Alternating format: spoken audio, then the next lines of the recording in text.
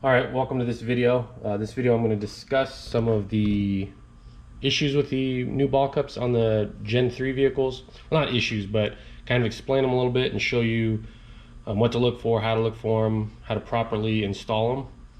So the first thing is I have a brand new ball stud on the right and two brand new ball cups.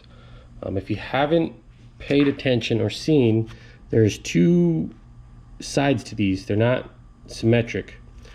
So if you look on the lower ball stud, or sorry, ball cup, there's a little ring, right? You can kind of see the ring around on this one, but on this one, there's no ring around it, no like casting flash on it. So when you install the ball stud into the ball cup, you want to install it through the side that has the little casting flash around the outside. There is a difference in the size.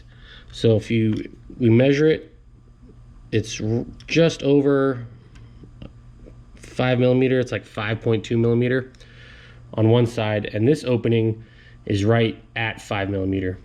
So if you install it through this side, you're going to loosen up the ball cup, and it's going to kind of, you have a better chance of breaking it, of cracking the ball cup on the outside end. So the way I've been installing all these ball cups on the Gen 3 vehicles is through this opening, not that opening. I'll try and zoom out here and show you, maybe if I can figure out how to take a good video. And another thing is, I just use some grease, and then I just dab it just a little bit on there. It doesn't take much on the ball stud. Let's see if I can set the camera down and kind of show you.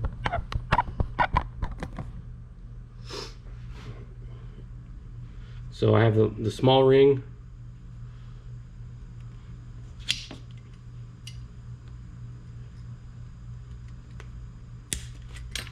So it snaps in there nice and easy.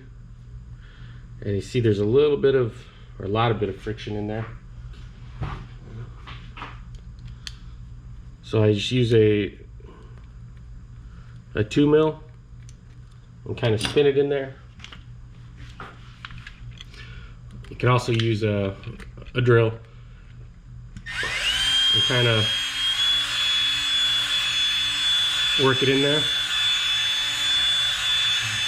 And it just kind of accelerates the wear-in process. It would wear in if you just running your buggy, but it just kind of makes it go a little bit easier, a little bit smoother.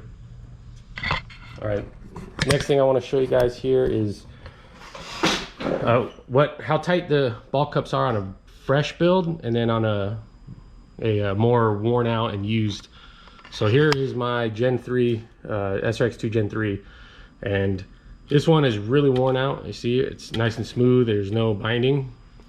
On this side, I broke, I believe it was the outer, and I had to replace one of the ball studs. So it has significantly more friction, but it does, with the weight of a shock on there, it's fine. And then right here, I have a brand new, not even finished building it or putting the electronics in it. They're SRX4 Gen 3. The sway bars are not connected, but there's a ton of bind, and that's, I don't say normal, but it's expected, right? It's a real tight kit. So it's smooth, it's not notchy, but it will wear in, it will get smooth. And same with this one. As soon as I get some more laps on it, which I haven't been driving much, they will loosen up, and they do get free and still stay tight. So the next thing I want to show you guys, if you didn't notice this, but you want to make sure the turnbuckles are even so that they rotate completely like this. That will also help make sure that it's got as little friction as possible and be real open.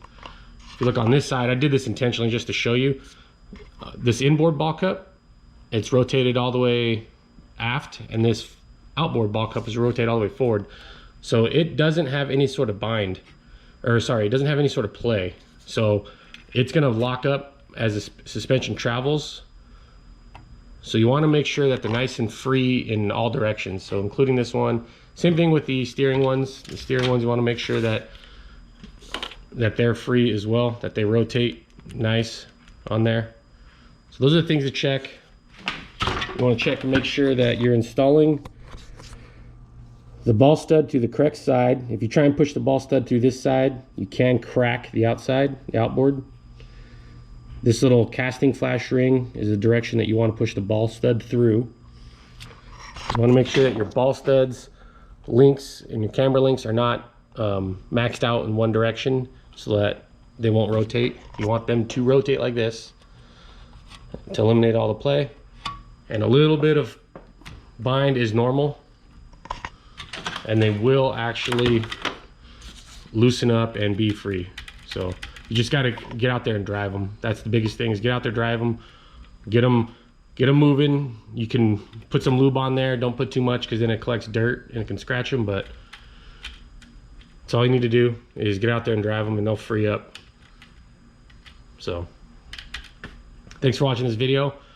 As soon as I get the SRX4 together, I'm going to get it on a clay track, both of these on a clay track at San Diego RC, and get some videos and show you my setup.